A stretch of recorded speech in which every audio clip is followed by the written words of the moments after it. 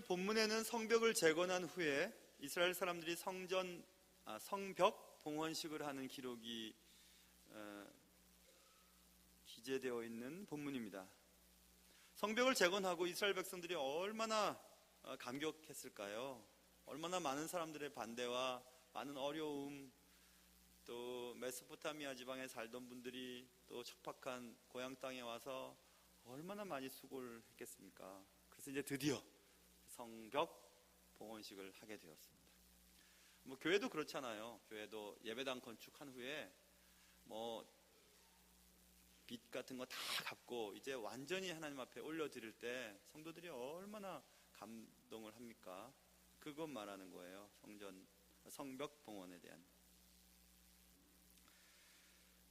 이 본문은 성벽 봉헌에 관한 기록이 잘 기록되어 있는데 이 본문은 우리에게 도대체 어떤 교훈을 줄 수 있을까?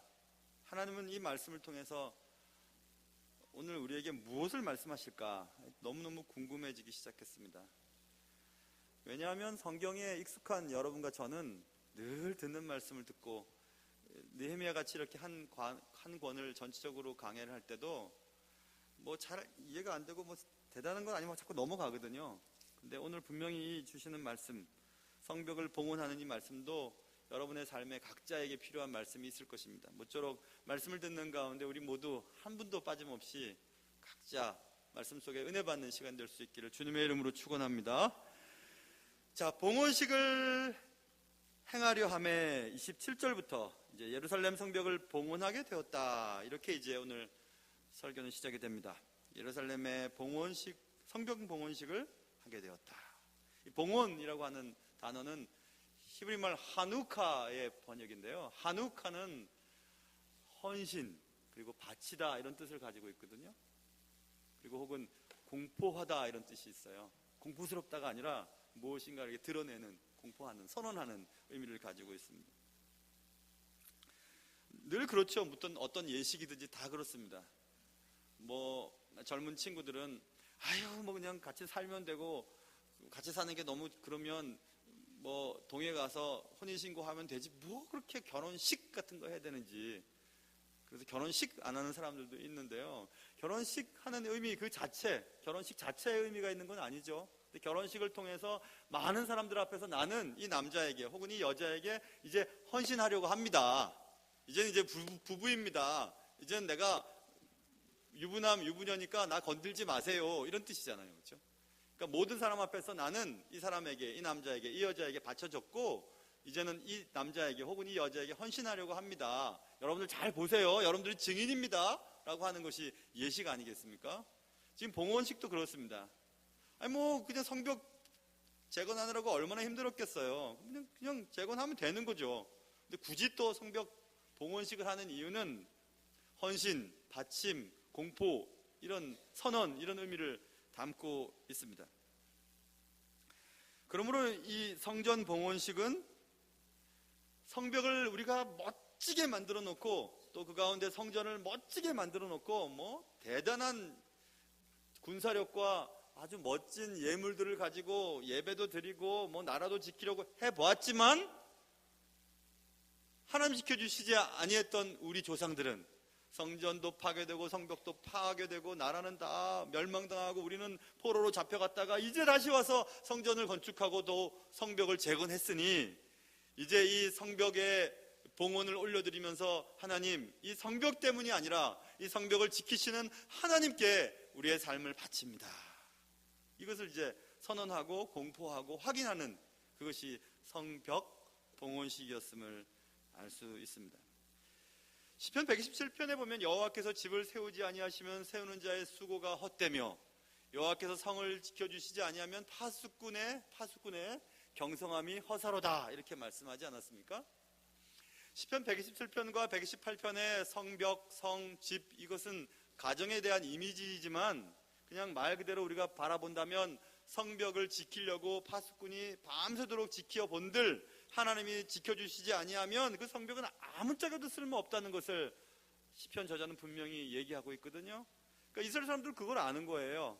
성벽을 우리가 재건했다고 성벽 때문에 이 나라가 보존되어지고 우리의 안전이 보존되어지는 것이 아니고, 하나님, 이 성벽을 주님께 올려드립니다. 이 성벽을 주님께 바칩니다. 주님, 지켜주시고 이 나라를 지켜주시고 우리의 안전을 보장해 주십시오. 하나님만 믿습니다 하는 그런 선언이었음을 알 수 있습니다. 그래서 성벽 봉헌식을 했던 것입니다. 자신들의 힘으로가 아닌 하나님의 도우심만이 이 성이 안전하게 보존될 것이라고 하는 사실을 세상 사람들에게 알려주는 거예요. 팔레스틴 그 지역의 여러 나라들에게 저 사람들 뭐 하는 거야? 성벽 재건했으면 됐지. 밥이나 먹고 잔치만 하면 됐지. 뭐 하나님께 봉헌을 한다는 거야? 받들어 헌신한다는 의미잖아요. 봉헌, 데디케이션. 그래서 봉헌한다는 의미잖아요. 그러면서 그런 봉헌식을 통해서 많은 주위의 나라 사람들에게 하나님께 드리는 이스라엘 백성들의 그 모습들, 선언하는 모습들을 알게 하는 의미를 가지고 있습니다.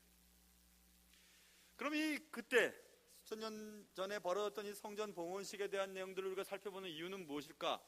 성전 봉헌에 대한 예식이 오늘날 우리가 드려지는 예배의 의미와 다를 바 없습니다. 우리는 세상 속에 살면서 우리의 신앙을 지키는 성벽들이 다양한 이유들 때문에 허물어졌잖아요. 그래서 막 세상의 사조들이 들어오고 또 세상의 생활 방식들이 들어오고 거짓말하고 또 뭐 이런 일들 때문에 성벽을 지키는, 성을 지키는, 예루살렘 성을 지키는, 거룩한 도성을 지키는 성벽들이 얼마나 허물어져 있습니까? 그 허문 채 우리가 다시 예배드리러 오는 거예요. 하나님의 말씀을 듣고 성벽이 보수되고 하나님 다시 세상 속에서 내가 예수 믿는 사람답게 살겠습니다. 그리고 내가 주일날에 가게 문 열고 또 일하고 계약서 따고 공부하면 더 잘 될 것 같지만 나 그런 거 안 해요. 이제 나 그런 거 안 하고 너희들도 잘 봐. 세상 사람들한테 우리가 얘기하는 겁니다. 너희들 잘 봐. 나는 주일날 얼마든지 돈을 벌 수 있고 얼마든지 공부할 수 있고 얼마든지 사람들 만날 수 있지만 나 그런 거 안 한다. 그 모든 것이 하나님으로부터 온다는 사실을 난 믿기 때문이야 하고 나 예배드리러 가는 겁니다. 이것은 세상 사람들에게 저 사람은 하나님으로부터 모든 것을 받는다고 고백하는 그런 행위이기도 하죠. 우리는 또 그런 행동을 통해서 세상 사람들에게 나는 하나님 믿는 사람인 것을 선언하는 거예요. 공포하는 거죠. 그래서 우리는 매주마다 예배드리러 오는 것입니다. 몇 년 전부터 한국에 여러 가지 단어들이 생기기 시작했어요. 교회에도 가나안 성도라는 말이 생기기 시작했죠. 가나안 성도, 맨 처음에 저도 가나안 성도니까 대단한 성도들인가 보다. 근데 가나안 성도들은 일반 사람들이 혹은 교회에 대해서 비판을 가지고 있던 사람들이 만들어낸 신조어인데요. 가나안에 거꾸로 넣으면 안 나가잖아요. 안 나가. 나 안 나가겠다는 거예요. 교회는 안 나가고 하나님은 믿겠다는 겁니다. 교회 가보니까 막 싸우고 막 교회 내에도 권력이 있고 막 자리다툼이 있고 막 사랑합니다 말은 하지만 사랑하지 않고 막 그런 걸 보기 싫다는 거예요. 젊은 사람들이. 세상 사람들이 보기 싫은 겁니다. 그래서 안 나가나. 그래서 가나안 성도라고 하는 신조어가 만들어졌어요. 아까 말씀드린 거랑 똑같습니다. 그냥 살면 되는 거지 뭐 아이들 학교 보내려면 그래 등록하면 되지 혼인신고하면 되지 구차하게 무슨 예식을 하는 거야.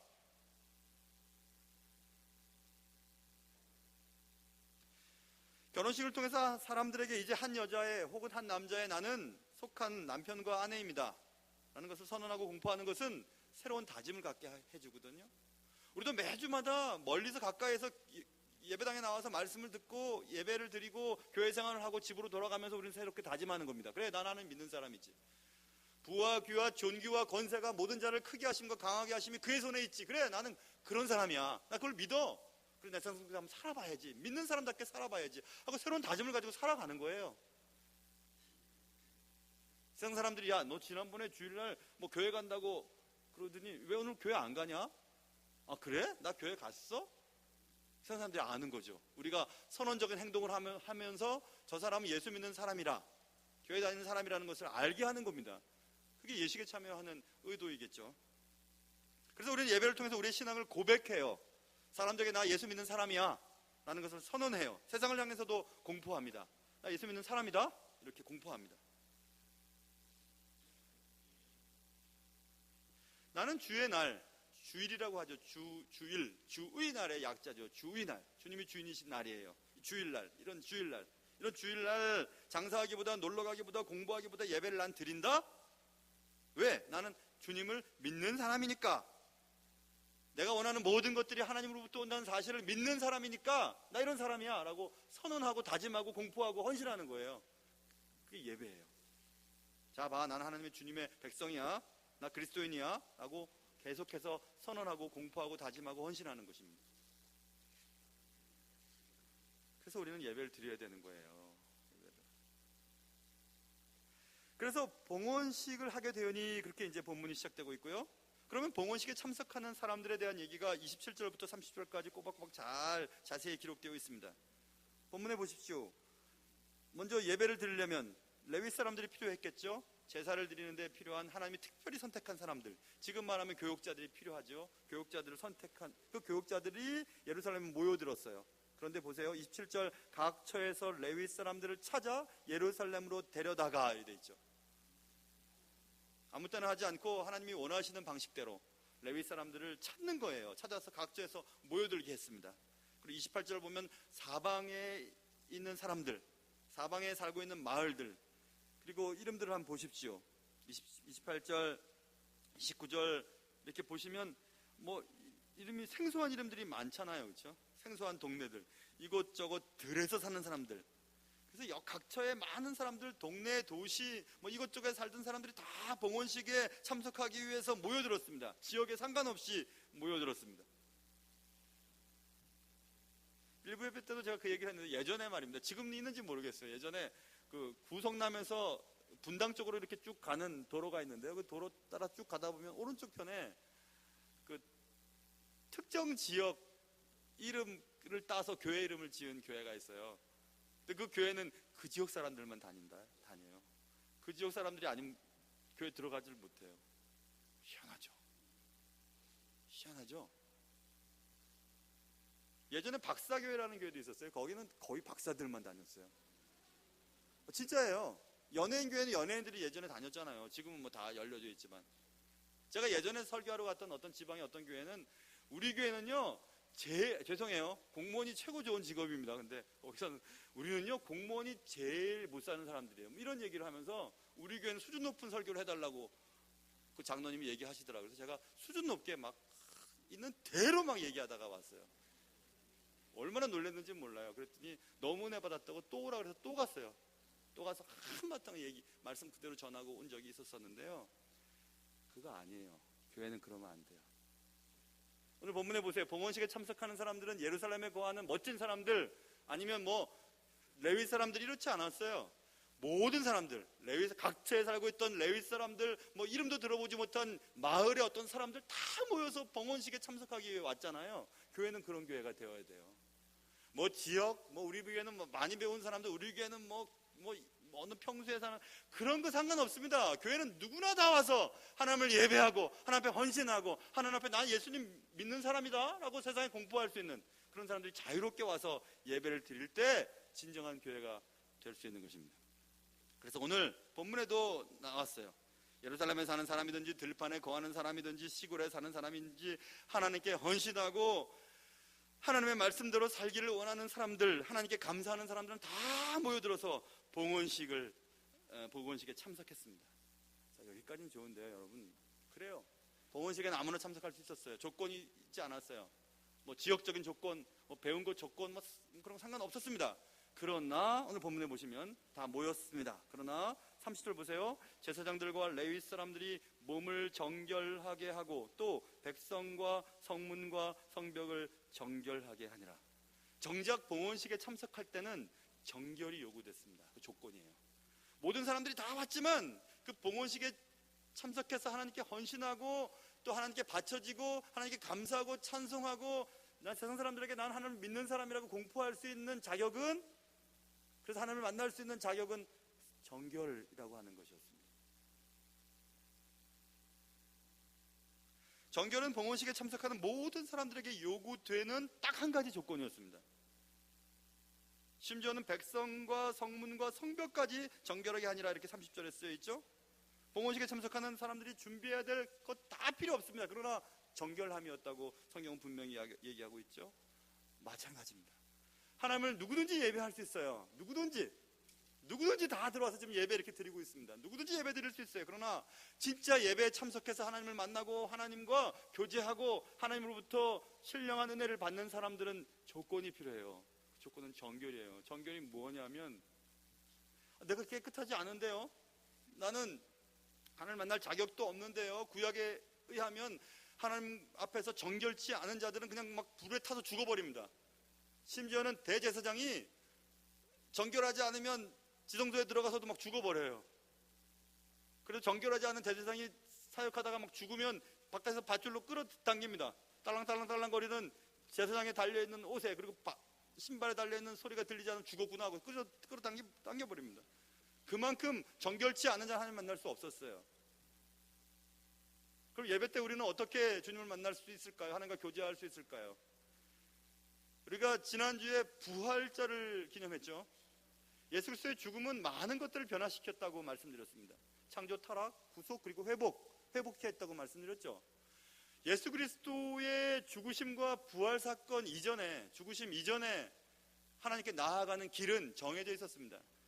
제사를 통해서, 또 하나님 선택하신 대제사장을 통해서 속죄함을 받은 자만이 들어갈 수 있었어요.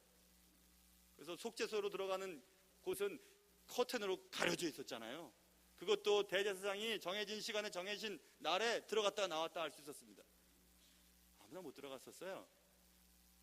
예수 그리스도의 죽으심 사건에 바위가 터지고 죽은 자가 막 일어나고 하늘이 깜깜해지는 것뿐만 아니라 성경에 뭐라 기록되어 있죠?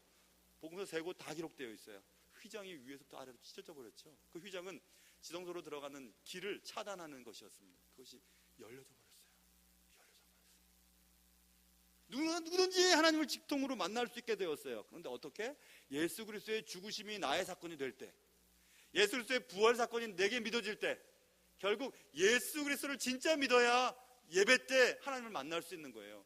수많은 사람들이 수백 명이 여기서 모여서 예배를 드리고 앉아있지만은, 누구든지 와서 예배를 드릴 수 있었지만은, 봉헌식에는 누구나 다 참석할 수 있었지만은, 자격 조건은 없었지만은 조건이 하나 있어서 그 조건은 정결함이라고 하는 그 단어라고 말씀드리고 있지 않습니까? 주 예수 그리스도의 대속 사건이 내게 경험되어지고 내 것이 되는 사람들만이 진정한 하나님과의 만남인 예배의 수혜자가 될 수 있는 것입니다. 하나님을 다 예배하러 올 수 있어요. 여기 여자도 계시고 남자도 계시고 부자도 있고 가난한 사람도 있고 잘 배운 사람도 있고 안 배운 사람도 있고 다 그렇잖아요. 그렇지만 다 올 수 있지만 예수 그리스도로 인하여 구원받은 자만이 주님께 진짜 예배할 수 있는 것입니다. 왜냐하면 예배는 하나님과 그의 사람들과의 만남이라고 했잖아요. 하나님을 만나기 전에 우리가 드리는 예배는 그냥 하나님이 나를 만나주시기까지 계속 다니는 것뿐이에요. 그래서 잠도 오고 예배 시간에 감격도 없고 무슨 말 하는지도 모르겠고 막 그런 거예요. 그러나 자꾸 다니세요. 예배 자꾸 다니시면 하나님은 어느 때에 여러분을 만나주세요. 만난 이후에 예배는 감격이 되고 감동이 되고 새로운 삶의 시작이 되고 놀라운 시작이 되는 것입니다. 그런데 여러분들 가운데, 근데 나 옛날엔 그랬는데 요즘엔 자꾸 잠만 와요. 제가 눈이 참 나쁘지만은 다 보입니다. 여러분 조시는 거 안 보는 것처럼 제가 왔다 갔다 하지만 이렇게. 근데 괜찮아요. 괜찮지만 우리 속에 감동이 사라지고 하나님 앞에서의 긴장감이 사라졌다는 사실에 대해서는 돌아봐야 돼요. 나보다 높고 어떤 직장에 뭐 높은 사람들 만날 때 만나면서 뭐 졸고 앉아있고 핸드폰 보고 있고 그리고 왜 빨리 안 끝나지 하고 있고 막 그렇다면 만약에 그분이 어떻게 생각하시겠어요? 우리는 온 천하를 만드시고 나의 생명을 주관하시고 나의 모든 것을 주시는 하나님 앞에 서 있는 예배의 자리에 만약 그런 감동이 사라졌다면 조금 문제가 아닐까 생각은 해봐야 합니다. 주님께서 이렇게 말씀하신 적이 있으셨습니다. 마태복음 22장에서 임금이 어떤 사람을 청했지만 뭐가 뭐 소를 샀다 장가를 갔다 할 일이 밭에 가서 할 일이 많다 해서 다 거절을 하자 사환들을 통해서 아무나 막 데려오더라. 그래서 막 데리고 오면 잔치집에 막 데리고 와서 막 가득 찼습니다. 가득 찼는데 이제 잔치가 시작하려고 딱 보니까 사람들이 많이 왔긴 왔는데 예복을 입고 오지 않은 거예요. 이것 봐라 이거. 잔치에 참석하려면 예복을 입고 와야지 하고 예복을 입고 오지 않은 자들에게 이렇게 얘기합니다. 임금이 사원들에게 말하되 그 손발을 묶어서 바깥 어두운데 내 던져라. 거기서 슬피 울며 이를 갈게 되리라 하니라. 그리고 유명한 말입니다. 꼭 들으셔야 될 말씀이에요. 청함을 받은 자는 많되 택함을 입은 자는 적으니라. 분명히 말씀하셨어요. 교회에 아무리 많은 사람들이 청함을 받고 이렇게 앉아 있었어도 여기서 적다라는 말은 매우 적다는 뜻이거든요. 자, 여기 오늘 2부 예배 때 한 500명가량이 앉아서 예배를 드리고 있어요. 지금 예배를 드리고 있는데 이렇게 많죠. 이 중에서 청함을 받은 사람들은 많지만, 누구나 다 올 수 있지만, 누구나 다 봉헌식에 참석할 수 있지만, 누구나 다 예배 드리러 나와 앉아 있을 수 있지만, 택함을 입은 자는 적다라고 말씀하고 있어요. 몇 명이나 정말 구원받는 사람이 있을 수 있을까요? 여기서 그런 엄중한 주님의 말씀을 우리는 그냥 그거는 상관없지 라고 돌이키면서 그냥 살다가 죽으면 안 돼요. 예수를 진짜 만나지 않고 예수를 진짜 모시지 않고 근데 교회 다녔다가 죽으면 안 됩니다, 여러분.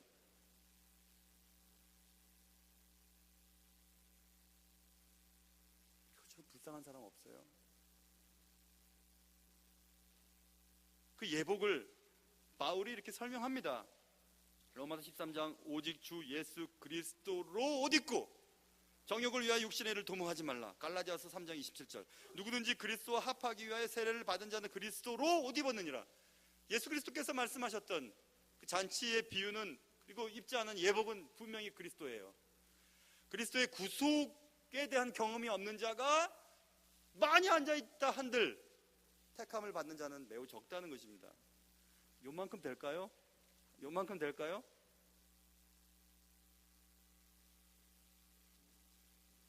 봉헌식에 참석할 수 있는 사람은 누구나 다 올 수 있었어요. 그러나 실제로 봉헌식의 주인공이 될 수 있었던 사람들은 정결한 사람들이었습니다. 그래서 우리는 예배 드릴 때 예배 순서 가운데 회개 기도를 꼭 넣잖아요.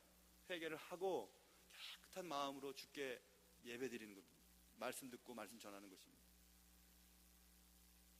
그게 봉헌식에 참석했던 사람들이었습니다.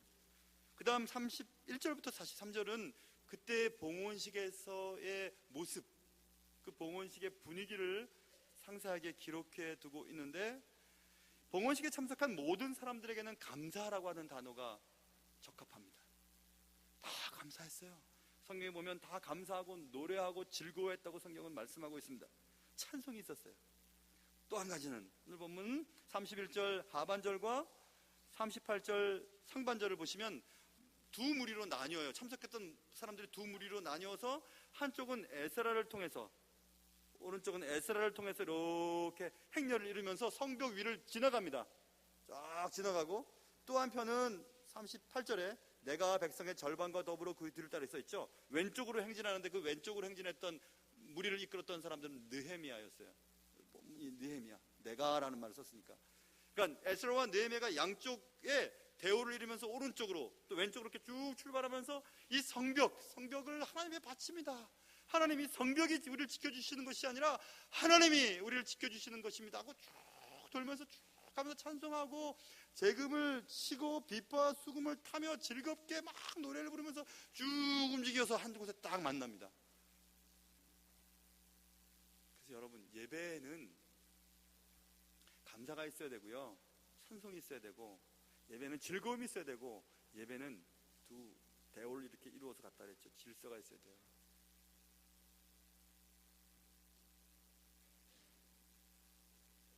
그래서 하나님이 하나님께 드려지는 예배를 위해서 각각의 역할들을 하나님이 허락하신 거예요. 만인 제사장이라고 뭐 그런 얘기만 들어가지고 만인 제사장이니까 뭐 너도 나도 다 만인, 그 뜻, 그걸 잘못 언젠가 제가 기회 되면은 한번 그 얘기를 해드릴게요. 만인 제사장 그런 얘기를 하는 것이 아니에요. 하나님 질서의 하나님이시고 어지러움의 하나님이 아니시라고 말씀드렸죠. 예배는 질서 있게 역할을 분담을 잘 하면서 노래하는 자, 찬양하는 자, 말씀 전하는 자 다 이렇게 역할 분담하면서 아름답게 쫙 진행되어 가는 것입니다.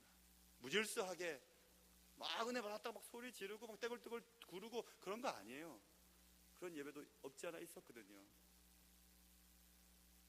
그런 거 아닙니다. 수많은 방해와 어려움에도 불구하고 하나님께서 이 성벽을 재건할 수 있도록 하셨구나. 그 성벽을 보면서 감사할 수밖에 없는 거예요. 하나님, 우리가 어떻게 이 역사를 이룰 수 있었습니까? 하고 이렇게 계속 감사하는 거죠. 그게 예배드리는 자의 태도예요. 우리가 예배를 드리면서 하나님 말씀 앞에 하나님, 저런 말씀을 들을 수 있는 자리로 나를 부르셨군요. 주일날 내가 다른 곳 가지 않고 여기 앉아 있군요. 내가 어쩌다 이렇게 천사 같은 찬양대 가운을 입고 찬양을 부르게 됐습니까? 이런 감격이 있고 즐거움이 있고 감사가 있을 때 진짜 그 예배가 은혜로운 예배가 될 수 있거든요. 여러분, 그런 감동이 사라졌다면 회개하셔야 돼요. 회개하셔야 됩니다. 내가 언제부터 이렇게 예배를 예배 빨리 마치고 가야지, 예배 오늘도 또 5분이나 늦었네, 밥줄이 또 얼마나 길까, 이런 생각하고 계시는 분이 계시다면 여러분 좀 그러지 마세요. 그러지 마세요. 하긴 저도 밥줄 길어갖고 몇 번을 그냥 올려온 적도 있었지만은 그래도 화는 안 나던데요. 화는 안 났어요. 얼마나 아름다웠을까. 막 두 대오를 이루면서 성벽 전체를 쫙 걸면서 노래 부르고 감사하고. 이런 감사가 어디서 나올 수 있을까요, 여러분? 여러분, 감사가 사라졌다면 주님과의 관계가 지금 문제가 있는 거예요. 아이고, 장로님들 얼마나 고생하실까 감사하고, 목사님 얼마나 감사하고, 아이고, 찬양대 얼마나 수고했을까 감사하고, 밥이 얼마나, 제가 좀 요즘에 소금기가 부족한데 짜게 만들어줘서 얼마나 감사하고, 아이고, 요즘에 좀 시점을 조절해야 되는데 싱거워서도 감사하고. 그렇게 감사하는 마음이 사라졌다면 문제가 있는 거예요. 문제가 있는 거예요. 남편과 아내에 대한, 자녀에 대한 것도 감사. 예배하면 감사가 회복되어져요. 예배하면서도 인상 찌그리고 나가는 사람들은 도대체 어떤 사람인지 모르겠어요. 치과도 아닌데. 왜 감사할까요, 여러분? 감사하는 이유는 거저받은 은혜가 기억돼서 감사하는 거 아니에요? 야, 우리 같은 사람에게 성벽을 재건할 수 있게 하시다니, 나 같은 사람에게 이런 찬양을 할 수 있게 하시다니, 너무 감사하니까 보면 볼수록 감사한 거죠. 거저받은 은혜에 감사하고, 내가 이런 경험들을 할 수 있는 것도 감사하고.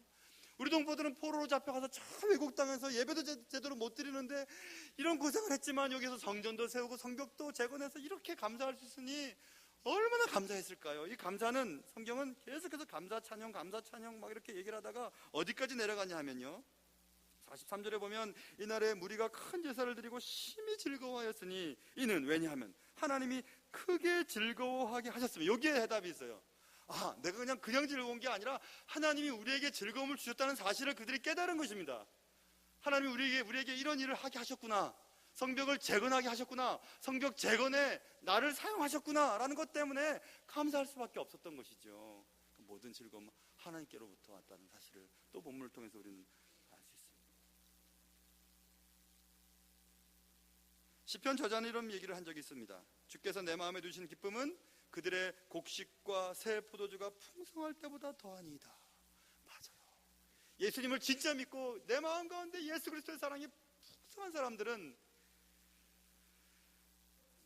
곡식이 많다고 또 적다고, 마실 게 많다고 적다고, 사업이 잘 된다고 안 된다고, 또 아이들이 좋은 학교 갔다고 떨어져, 그거 상관없어요. 내 마음에 주신 기쁨은 나 같은 걸 구원하고, 나 같은 걸 살게 하고, 나 같은 걸 예수 믿게 한 거, 그거 하나밖에 없습니다. 그러니 예배드릴 때 감격한 거예요. 내가 어쩌다 이렇게 주일날 예배드리는 자가 됐는가, 세례받고 앉아있게 됐는가, 이것 때문에 감사한 것 뿐이죠. 감사가 사라지면 안 돼요. 그래서 성경은 얘기합니다. 부녀와 어린아이도 즐거워하였으므로. 여러분, 부녀와 어린아이는 그때 계수에 들어가지도 않았어요. 쉽게 얘기하면 취급도 안 했습니다. 근데 부녀와 어린아이도, 심지어는 이런 존재들까지도 즐거워했다라는 뜻이에요. 그럼 무슨 얘기면 모두가 다 즐거운 거예요. 모두가 즐겁게 된 것이 성벽 봉헌식에서 있었던 봉헌식의 모습과 분위기였습니다. 우리가 예배드릴 때 우리의 태도를 살펴봐야 합니다. 자격 없는 나를 뭘 좋아서 하나님 나를 사랑하시고 여기까지 부르셨어요. 나 같은 건 뭐 좋다고 날 이렇게 예수 믿게 하셨어요. 그래서 좋은 교회에 다니게 하셨어요. 내가 뭐 좋다고. 이런 감격이 있어야 돼요.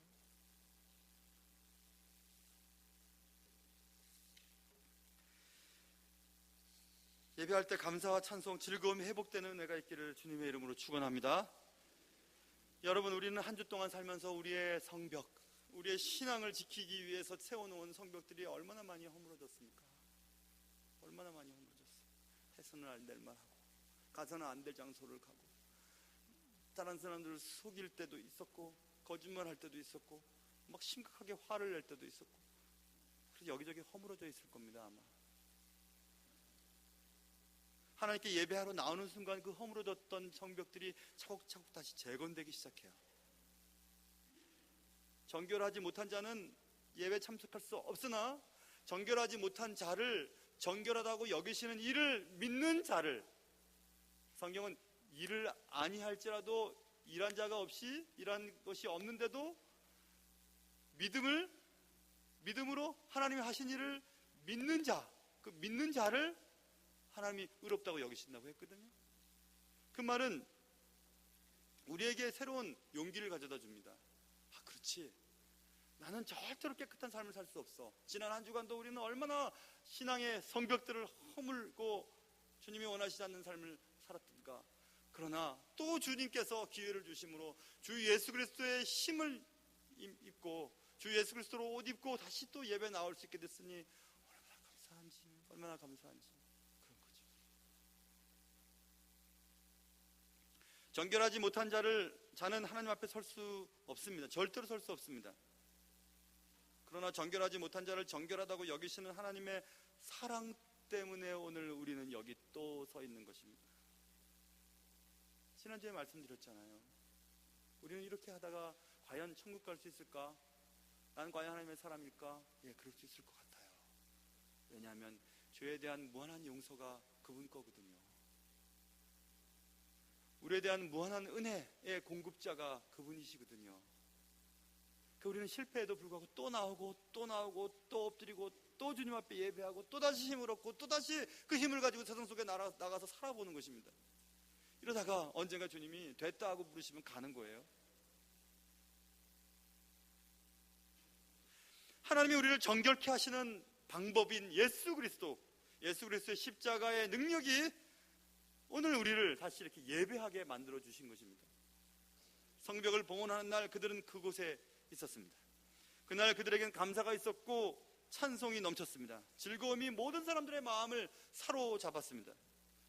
봉헌식을 통해 그들은 그들의 믿음을 세상에 선언했고 세상에 공포했고 다시 한번 나는 하나님께 바쳐진 존재이라는 사실을 확인했습니다. 그리고 헌신했습니다. 바쳐졌습니다.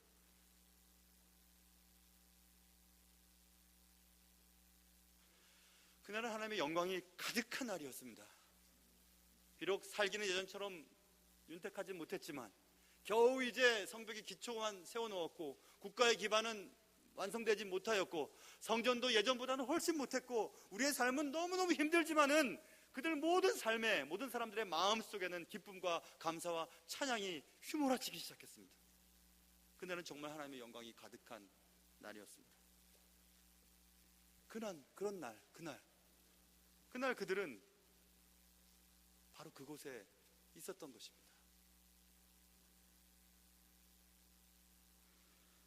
오늘 우리는 이곳에 있습니다. 오늘도 하나님의 영광은 그리스도를 나의 구주로 고백하는 자들에게 임하실 것이라고 약속하셨습니다. 그리스도를 나의 구주로 고백하며 정결치 않은 자를 정결하다고 여기시는 하나님의 그 은혜 앞에 다시 엎드리는 자들, 여러분과 저 같은 사람들에게 하나님은 또다시 감사와 찬양과 즐거움을 회복시키기 위해서 오늘 다시 우리에게 기회를 허락하셨습니다. 사랑하는 주님, 사랑하는 주님 앞에 그날 그들은 그곳에 있었던 그때처럼 오늘도 우리에게 기쁨과 감사와 즐거움이 회복됨으로 말미암아 하나님의 사람으로 다시 시작할 수 있는 그런 놀라운 은혜가 여러분과 저의 삶 속에 있기를 주님의 이름으로 축원합니다. 하나님 아버지, 그날 그들에게 있었던 그 감격 다시 우리를 용서하시고 다시 성벽을 재건케 하시고 자격 없는 자를 사랑하셔서 하나님의 일을 하게 하셨다는 그 놀라운 감격이 온 회중 가운데 휘몰아쳤던 그 놀라운 감격, 그 감격이 우리가 드리는 예배 가운데 있게 하시고 자격 없는 나, 부족한 나, 사랑받을 만한 일을 하지 못한 나에게 주시는 하나님의 그 놀라운 사랑을 날마다 경험하며 주님의 말씀 앞에 겸손히 엎드리며 날마다 주님과 함께 살아가는 은혜를 허락하여 주시옵소서. 귀하신 예수님의 이름으로 기도합니다.